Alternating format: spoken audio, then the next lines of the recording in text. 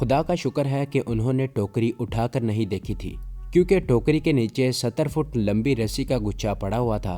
बहरहाल उसके जवाब के लिए भी मैंने एक माकूल जवाब जहन में सोच रखा था। इसके अलावा सिपाहियों ने गधा गाड़ी के नीचे जो झोला सा लटका हुआ था उसे भी नहीं देखा था। उसमें हमारे दोनों ऑटोमेटिक पिस्तौल और मैगजीन थे। क्योंकि हमें दिन निकलने से पहले पहले अपना कमांडो ऑपरेशन मुकम्मल कर लेना था, इसलिए बड़े तेज एक्शन की जरूरत थी। हम एक सेकंड भी जाया नहीं कर सकते थे। किले के अंदर एक पतली सी सड़क थी जिसकी दोनों जानिब सीआईडी के दफ्तर थे जो बंद पड़े थे। हम गधा गाड़ी पर बैठ गए और उसे चलाते सड़क की मशरिकी सिमत चले गए। यहाँ आकर हम गधा गाड़ी से उतर पड़े और यूं ही इधर उधर सड़क पर झाड़ू फेरने शुरू कर दिए। मशरक की जानिब किले की पुरानी सीढ़ियों वाली मंजिल को जाती थी।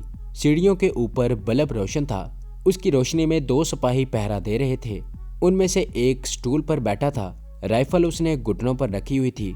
दूसरा सिपाही बड़ी बेजारी से राइफल के सहारे खड़ा था। यहाँ दीवार में एक दरवाजा था जो बंद था। मैं झाड़ू देता कमांडो मंसूर अहमद भट्ट के करीब गया। मैंने उसे आहिस्ता से कहा, यही दरवाजा नीचे कमांडो शेरवान के तहखाने में जाता होगा। हम जरा अंधेरे में थे। उसने दरवाजे को गौर से देखा और बोला, मेरा ख्याल है यही तहखाने का दरवाजा है। मुजाहिद ने यही बताया था, मगर हमें पहले किसी तरह तस्दीक कर लेनी चाहिए।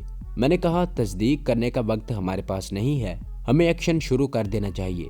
अगर आप इससे रिलेटेड मज़ीद वीडियोस देखना चाहते हैं तो हमारे चैनल को सब्सक्राइब करें और बेल आइकन को दबाकर ऑल नोटिफिकेशन ऑन कर लें ताकि हमारी तमाम आने वाली वीडियोस आप तक बआसानी पहुंच सकें। आगे जो हो सो हो। हमने गधा गाड़ी एक तरफ खड़ी करते हुए उसके नीचे लटकते हुए झोले में से अपने अपने ऑटोमेटिक पिस्तौल निकालकर अपने पुराने कोटों के अंदर छुपा लिए थे। मैंने कमांडो मंसूर अहमद भट्ट से कहा, मैं उन दोनों सिपाहियों को ठिकाने लगाने जा रहा हूँ। जैसे ही मैं काम खत्म करूंगा तुम टोकरी के नीचे से रस्सी निकालकर सीढ़ियों में आ जाना। रस्सी सीढ़ियों में छुपाकर मुझे कवर देना। ज्यादा बातें करने का वक्त गुजर चुका था। अब हमें इशारों में और जुबान से बड़ी मुख्तसर और शॉर्ट हैंड टाइप की गुफ्तगू करनी थी। कमांडो मंसूर अहमद भट्ट वहीं सड़क के किनारे झाड़ू देने लगा। मैं भी झाड़ू फेरते हुए सिपाहियों के करीब खिसकने लगा। उनके करीब पहुंचा तो उन्होंने मेरी तरफ देखा।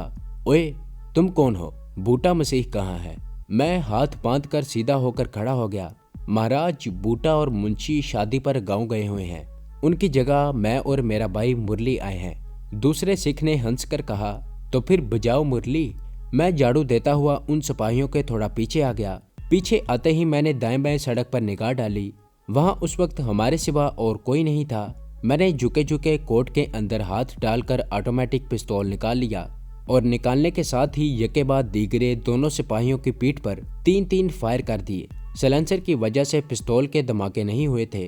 3-3 गोलियां खाते ही दोनों सिपाही मुंह के बल गिर पड़े। इस दौरान कमांडो मंसूर अहमद भट्ट रस्सी का गुच्छा उठाए दौड़ता हुआ मेरे पास आ गया।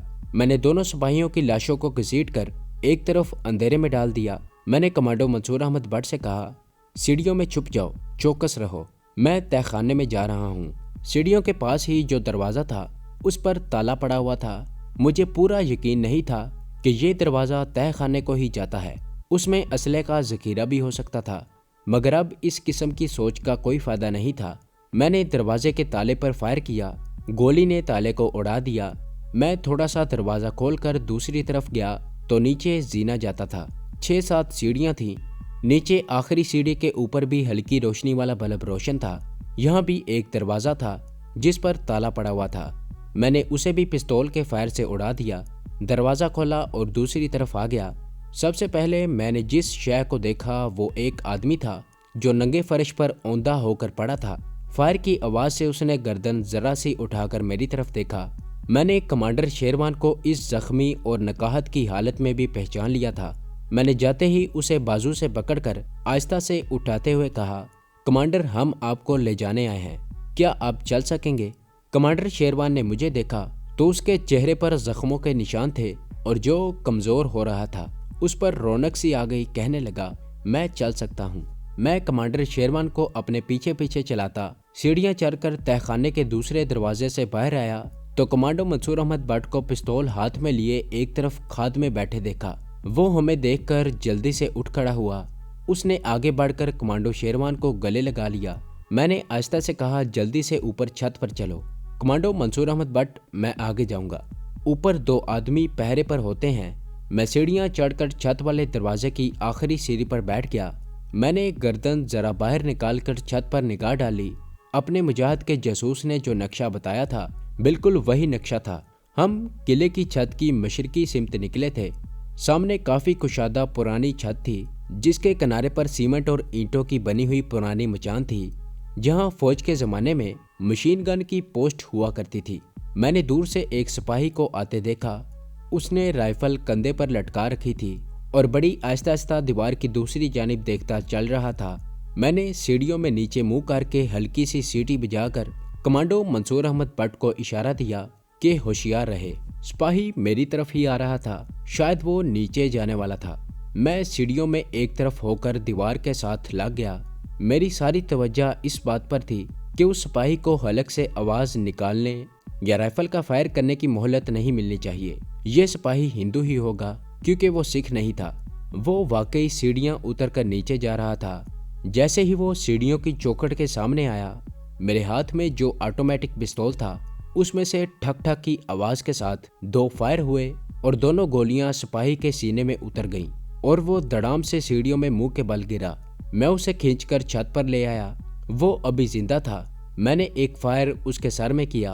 वो बेहिस हो गया। मैंने उसकी राइफल पांव से दूर कर दी। नीचे से कमांडो मंसूर अहमद भट्ट और कमांडो शेरवान ऊपर आ गए। कमांडो मंसूर अहमद भट्ट के कंधे पर रस्सी का गुच्छा था। हम दौड़कर सीमेंट की मचान के अंदर घुस गए। वहां 2 सुराखों में रस्सी को कसकर बांधा और रस्सी को किले की दीवार की दूसरी तरफ नीचे फेंक दिया। कमांडो मंसूर अहमद भट्ट छत पर मचान के कोने में पिस्तौल लिए इस तरह बैठा था कि अगर कोई दूसरा सिपाही उस तरफ आ रहा हो तो उसे भी वहीं खत्म कर दिया जाए। मगर वहां उस वक्त सिर्फ एक ही सिपाही गश्त लगा रहा था जिसकी लाश सीढ़ियों वाले दरवाजे के एक तरफ पड़ी थी। मैंने कमांडर शेरवान से पूछा, क्या आप रस्सी को पकड़कर नीचे उतर सकेंगे? कमांडर शेरवान ने कहा, शेर जख्मी हुआ है, मरा नहीं। मेरा ख्याल था कि मैं पहले कमांडो मंसूर अहमद भट्ट को नीचे उतारूंगा क्योंकि उसके पास असला था, मगर मेरे देखते देखते कमांडर शेरवान ने रस्सी को दोनों हाथों में थामकर अपना चेहरा दीवार की तरफ किया और दोनों पांव दीवार के साथ लगाकर आहिस्ता आहिस्ता नीचे उतरने लगा। मैंने कमांडर मंसूर अहमद को इशारा किया, वो भी नीचे उतरने लगा। मैं पिस्तौल लिए ऊपर दीवार के पास बैठ गया। कभी छत पर सीढ़ियों की तरफ देखता और कभी सर झुकाकर नीचे उन दोनों मुजाहिदों को किले की दीवार के साथ लगकर नीचे उतरता देख रहा था। जब दोनों नीचे उतर गए तो मैं भी नीचे उतर गया। नीचे किले की दीवार के साथ छोटी सी पगडंडी बनी हुई थी।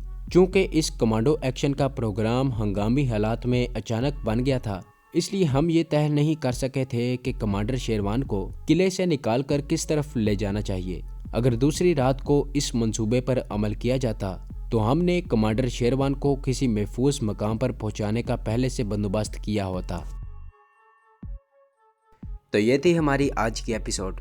उम्मीद करता हूँ कि आपको ये कहानी अच्छी लगी होगी। इसे लाइक करें, शेयर करें और कमेंट में अपना इजहार ख्याल ज़रूर पेश करें। और अगर इस चैनल को सब्सक्राइब नहीं किया तो इस चैनल को सब्सक्राइब करें और बेल आइकन को दबाकर ऑल नोटिफिकेशन ऑन कर लें